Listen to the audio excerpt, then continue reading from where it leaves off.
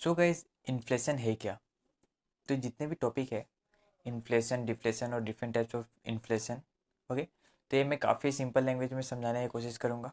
Okay, तो inflation क्या है? इन्फ्लेशन ये है जब मार्केट में सारे गुड्स एंड सर्विसेज के दाम बढ़ा दिए जाते हैं, ओके, इंक्रीज हो जाता है, तब वहाँ पे क्या हो जाता है? तब वहाँ पे इन्फ्लेशन होता है। ओके, उसे हम लोग क्या बोलते हैं? इन्फ्लेशन। अगर डेफिनेशन के हिसाब से चले तो when prices of all goods and services rises throughout the economy, then it is called inflation. Okay, तब क्या उसे क्या बोलते हैं हम लोग? इन्फ्लेशन बोलते हैं।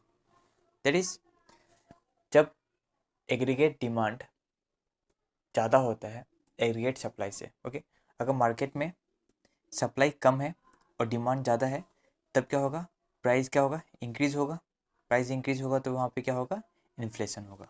ओके, एग्जाम्पल के हिसाब से समझते हैं। तो मान लीजिए कि अगर मार्केट में 10 पेन का सप्लाई हो रहा है, क्या हो रहा है? 10 पेन का सप्लाई हो रहा है और जो डिमांड है वो है 15 पेन का।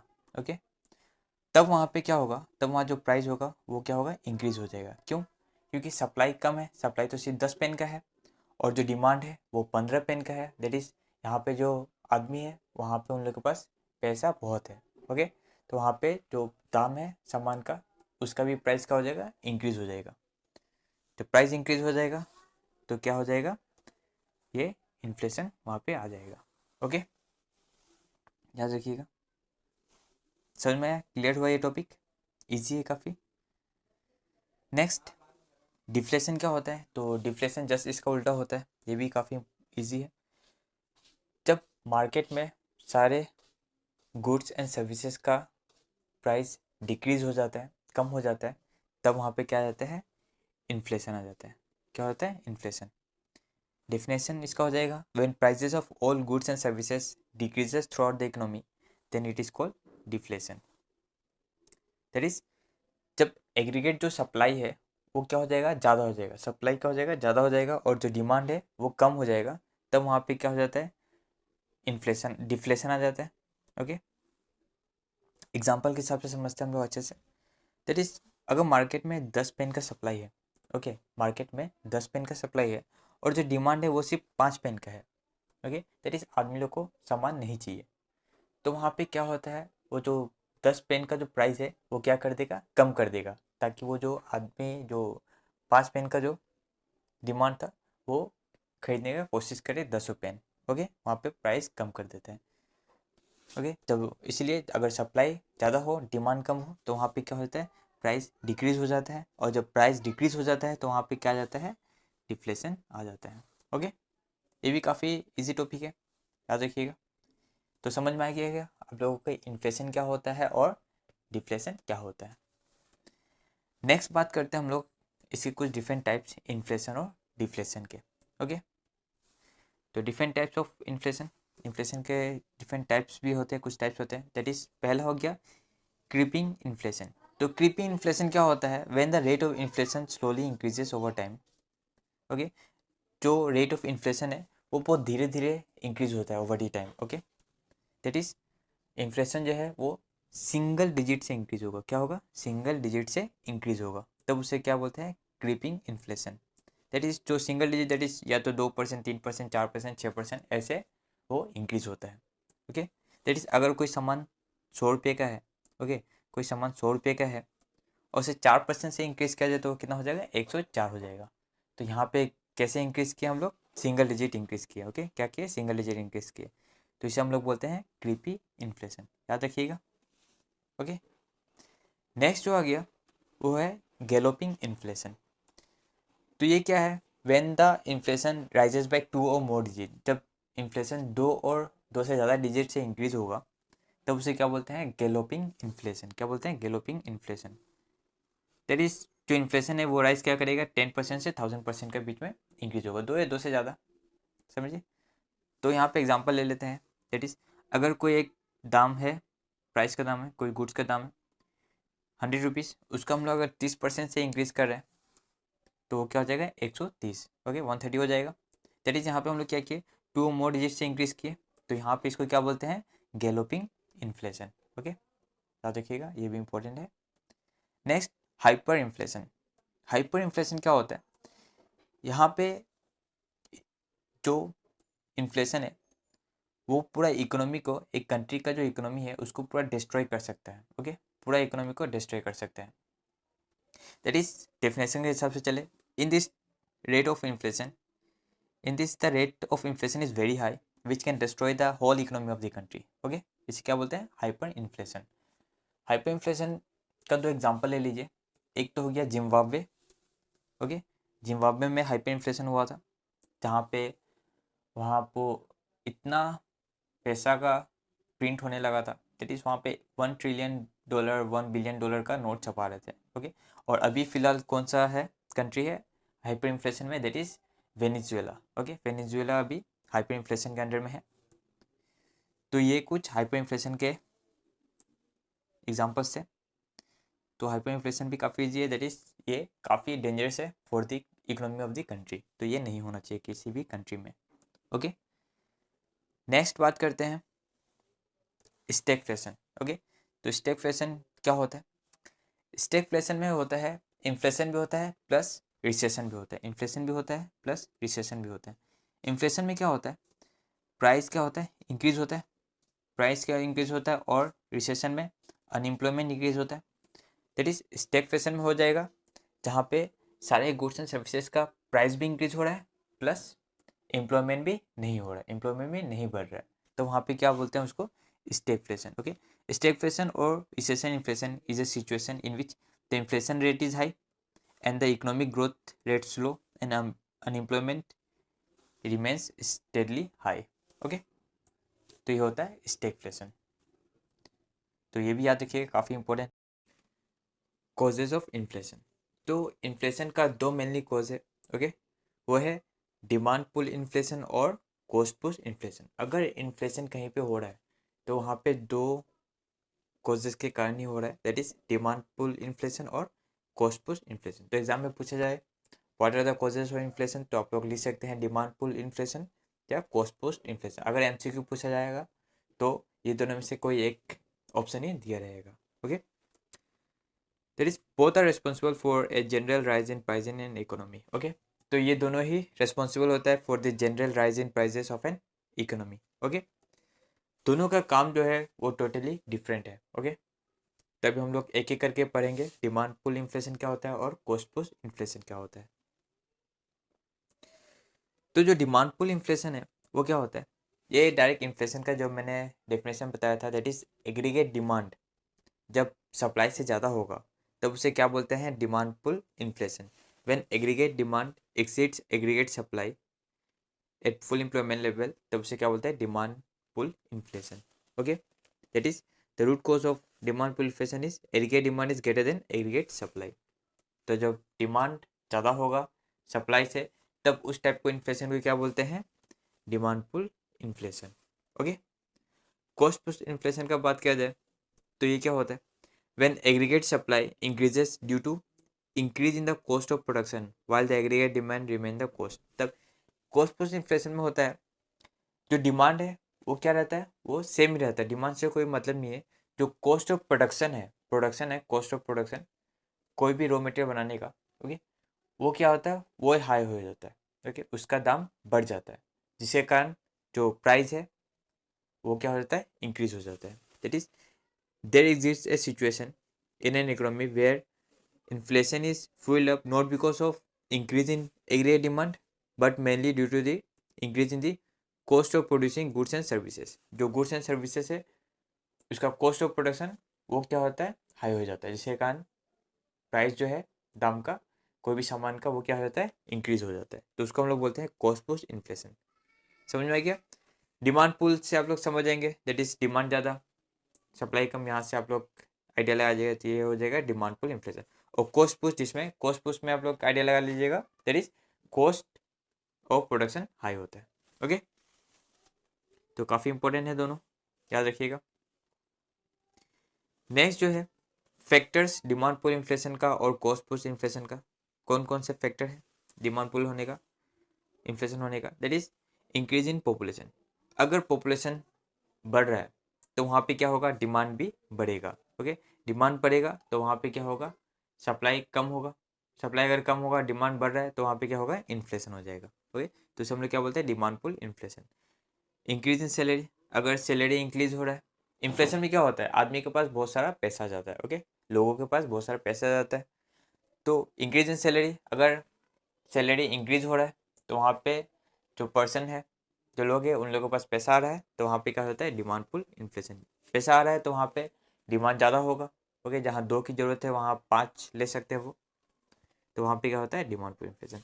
Decrease in tax, tax decrease होगा तो पैसा भी आदमी लोगों के पास ज़्यादा रहेगा, तो लोगों के पास पैसा ज़्यादा है तो डिमांड भी हाई होगा। ओके, और ब्लैक मनी, ब्लैक मनी तो पैसा आप लोग जानते हैं, ब्लैक मनी जो जिसमें टैक्स वैक्स कुछ नहीं देना होता है, जो छुपा के रखते हैं, उस वो अगर डिमांड, ब्लैक मनी होने से डिमांड बढ़ता है। ओके, आदमी गुड्स और सर्विसेज में स्पेंड करता है। नेक्स्ट बात किया जाए factor for cost push inflation, तो कॉस्ट पुश इन्फ्लेशन का जो फैक्टर है वो है इंक्रीज इन टैक्स। अगर किसी भी रॉ मटेरियल में टैक्स इंक्रीज हो रहा है तो वहाँ पे क्या होगा, उसका कॉस्ट ऑफ प्रोडक्शन भी इंक्रीज होगा, कॉस्ट ऑफ प्रोडक्शन इंक्रीज हो रहा है तो वहाँ पे क्या आएगा, कॉस्ट पुश इन्फ्लेशन।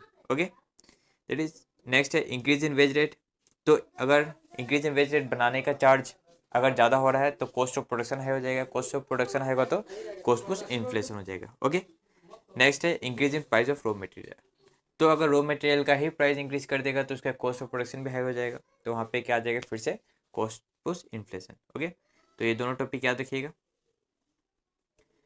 नेक्स्ट बात करते हैं इफेक्ट्स ऑफ इन्फ्लेशन, तो जब इन्फ्लेशन होता है तो किनको फायदा होता है और किनको नुकसान होता है। Okay, that is negative effect किसको होता है और पॉजिटिव इफेक्ट किसको होता है।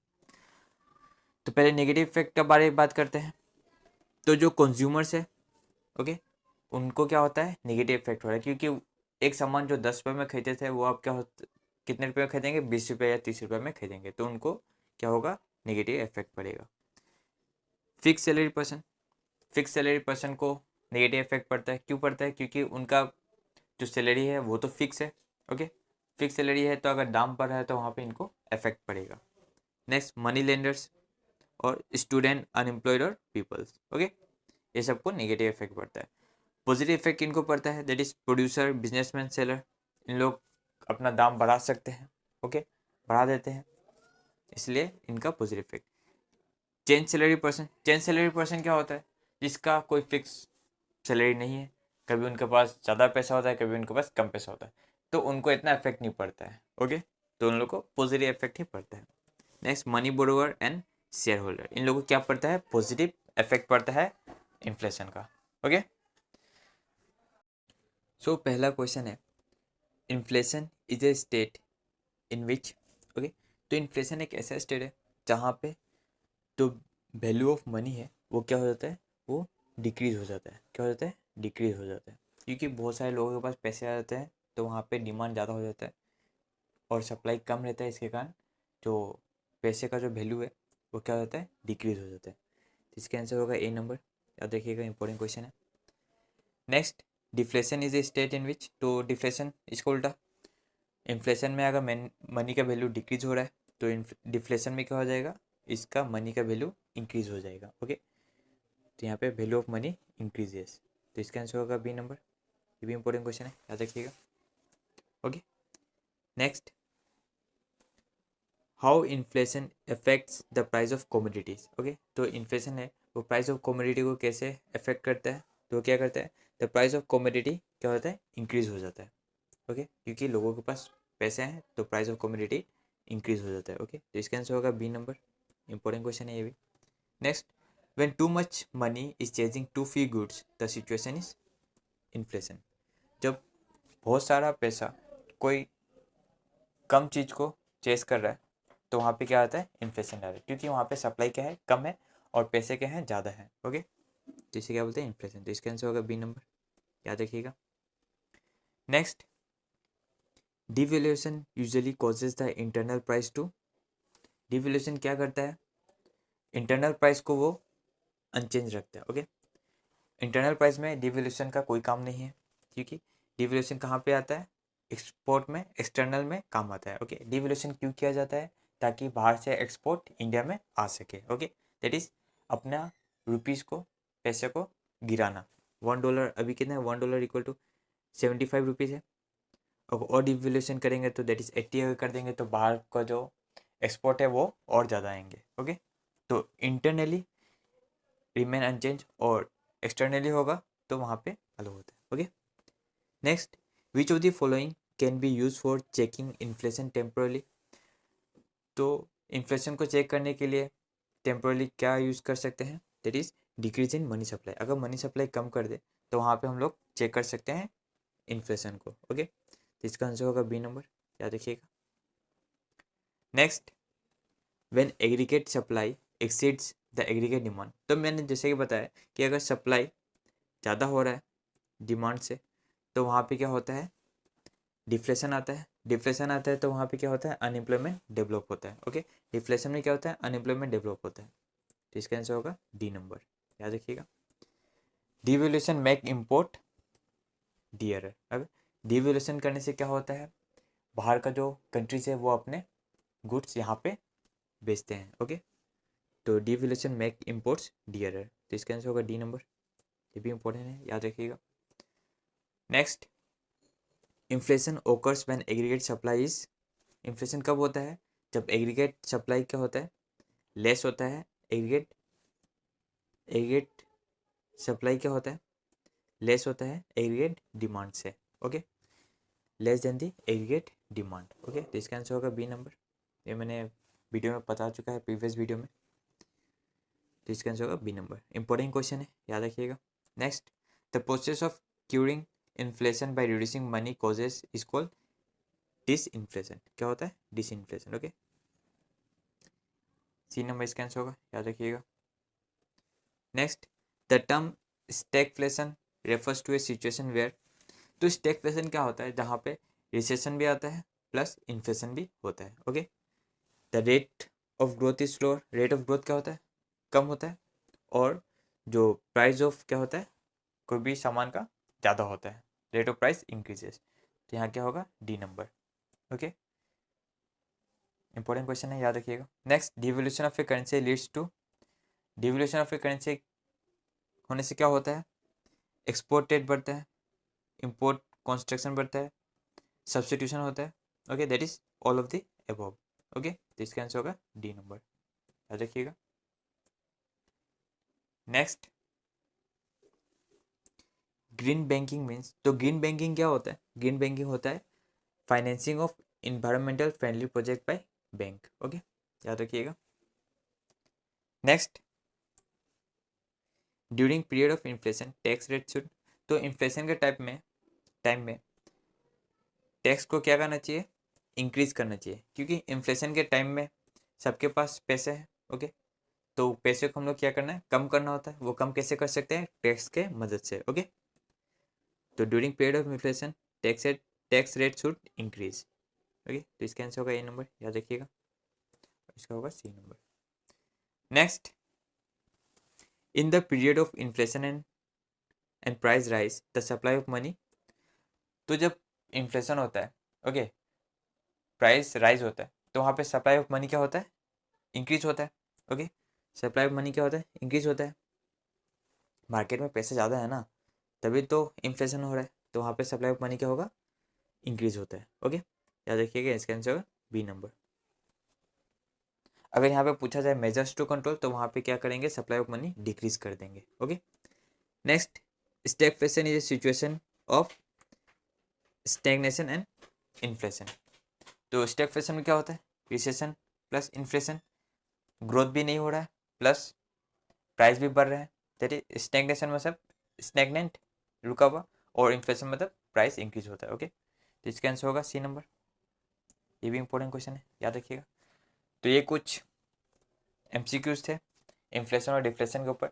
ऐसे ही एमसीक्यूज इजी क्वेश्चन पूछे जाते हैं आपके एग्जाम्स में, तो इसे आप लोग नोट डाउन करके रख लीजिएगा और रिवाइज भी करते रहिएगा। ओके, और वीडियो अच्छा लगा हो तो लाइक ज़रूर करें, शेयर करें और सब्सक्राइब करें हमारा यूट्यूब चैनल